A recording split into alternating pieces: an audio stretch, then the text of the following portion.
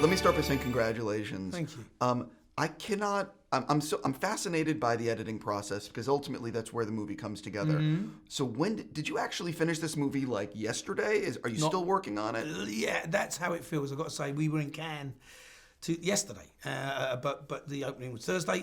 But it was, I literally finished the Friday before Saturday, and I'm sitting there watching it Friday, thinking, have I done everything I can? I learned this really important lesson. It's like you never finish; you just run out of time, and it's a really interesting way to sort of live your life by, because it means there's always something more that you feel you've got to do. But yeah, we sort of got it and let it go, and now we're sort of on this mad ride.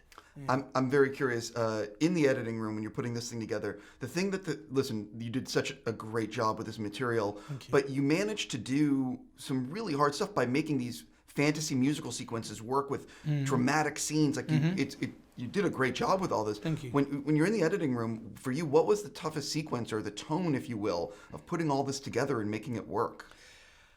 The musical numbers are always tough. They are, because with the best will in the world, if they're not telling a story, if they're not moving it forward, particularly in a musical, because the danger is, I suppose, is you get so wrapped up in just the musicality of it all that it's got to be important that it still keeps moving it forward, and that's what I'm always keen to do.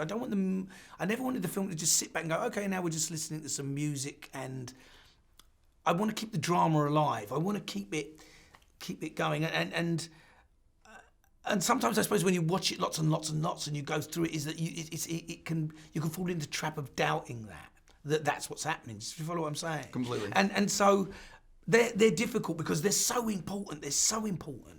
And I know sometimes they really work. When Jamie Bell sings Goodbye Yellow Brick Road, you're in that moment. You understand what he's saying, what he wants to deliver to Elton, what he needs to talk to his friend about.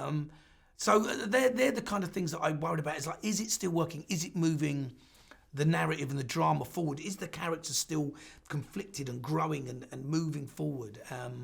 So yeah, but also I'm really protective of them because they're really lovely. I want love is 4 people sitting around a dining room table, but walking around their home. But it's got to hold our attention. But I know it's this beautifully sung and beautiful music. So that's always a balance, I think. I always ask this of filmmakers, but how long was your first cut compared to the finished film?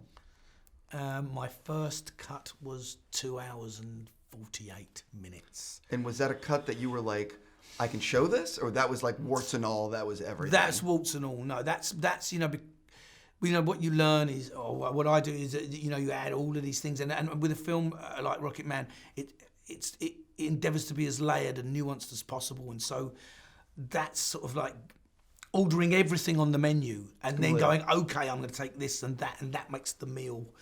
Okay, that makes it satisfying, and it's like you ordered this really good asparagus. I say, I know, but I can't. So, bad example, maybe. Completely. But this leads me to what might be my last question. Obviously, when you have to get to the 2-hour running time, or you got to get to a cut that you're happy with and the studio's happy with. What were the last 2 or 3 scenes that you pulled out, like deleted stuff that came so close to being in, and why were they removed? There's a really insane scene backstage before he comes on stage in Australia, where he's dressed as Queen Elizabeth, where he's really lost, and he's sort of having this tantrum about sushi. He's like, I can't go on stage. I've only got eating sushi. And Taron is just sublime in it. It's brilliant and funny and tragic and I love it, and I know Taron loves that scene as well, and it'll be in the DVD extras. But it's just like when it gets too much, it's like we know where he's at, and we need to keep things moving, and we just didn't need it. I had to be really honest with myself. Do we need another scene where we see how broken and lost he is? We get it, and the scene that follows also does the same thing. So once things start doubling up, you've got to make that hard decision. Which one do I go with? Do I go with the scene where he breaks down on stage, or backstage where he's being a bit of a diva? So we call it the sushi scene. Sure. And I know Taron loves it, and Elton laughs at it, because it's kind of ridiculous and lost. But these, just the sacrifices you have to make.